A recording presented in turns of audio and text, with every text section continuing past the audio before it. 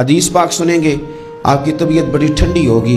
میرے نبی پاک صلی اللہ تعالیٰ علیہ وسلم نے ارشاد فرماتے ہیں کہ جو بندہ سوال سے بچنا چاہے گا، ارادہ کرے گا اللہ میں نے کسی سے نہیں مانگنا، فرمایا جو سوال سے بچنا چاہے گا رب اسے سوال سے بچا لے گا، اور جو لوگوں سے بے نیاز ہونا چاہے گا کہے گا یا اللہ مجھے دنیا داروں کا محتاج نہ بناؤ، اپنی بارگاہ سے عطا فرما۔ جو لوگوں سے بے نیاز ہونا چاہے گا اللہ لوگوں سے بے نیاز کر دے گا، اور فرمایا جو صبر کا ارادہ کرے گا اللہ اسے صبر کی توفیق بھی عطا فرما دے گا۔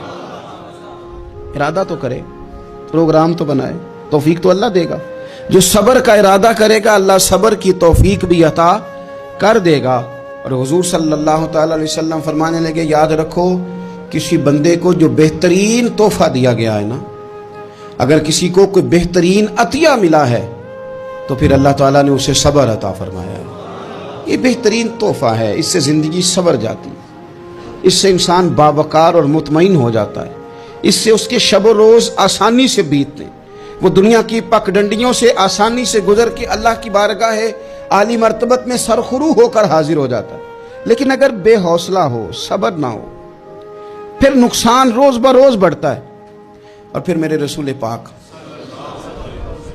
صلی اللہ تعالی علیہ وسلم ارشاد فرماتے ہیں کہ اصل بات یہ ہے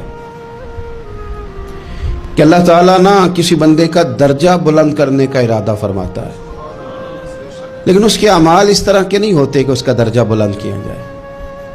اب رب کیا کرتا ہے، اللہ تعالیٰ اس کو مال کی، جان کی، اولاد کی کسی مشکل میں ڈال دیتا ہے، اس مصیبت پر وہ بندہ صبر کرتا ہے تو اللہ تعالیٰ اس کا درجہ بلند فرما دیتا ہے۔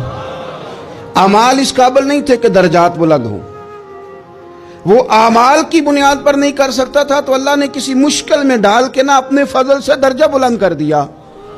اب جو راہ طریقت کا مسافر تھا، جو سلوک کی منازل طے کر رہا تھا، جو اللہ رسول کے قریب جانے چاہ رہا تھا، اس کے لیے کتنی آسانی ہو گئی کہ مجاہدہ تو زیادہ نہ کر سکا، کثرت سے نفلی صوم و صلات کا بندوبست تو نہ کر سکا، تھوڑا سا صبر کیا، رب نے اپنا اور اپنے محبوب کا قرب عطا فرما دیا۔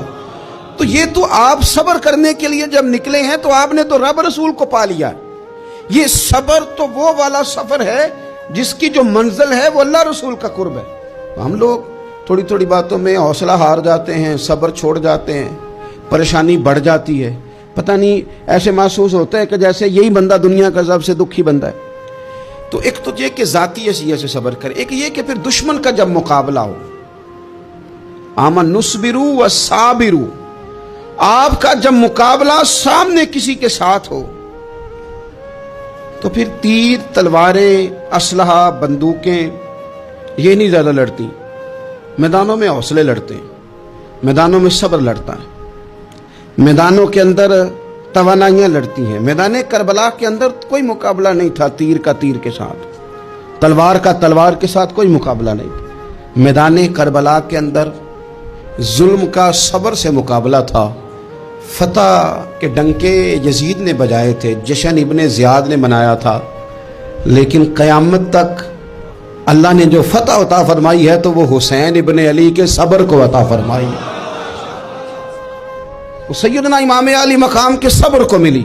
عزیز بھائی، صبر ہی ہمیشہ فاتح ہوتا ہے، صبر ہی جیتا کرتا ہے، صبر ہی کامیابیاں دیتا ہے، نتیجے صبر کے نکلتے ہیں، صبر کے حوصلے کے نتیجے ہوتے ہیں۔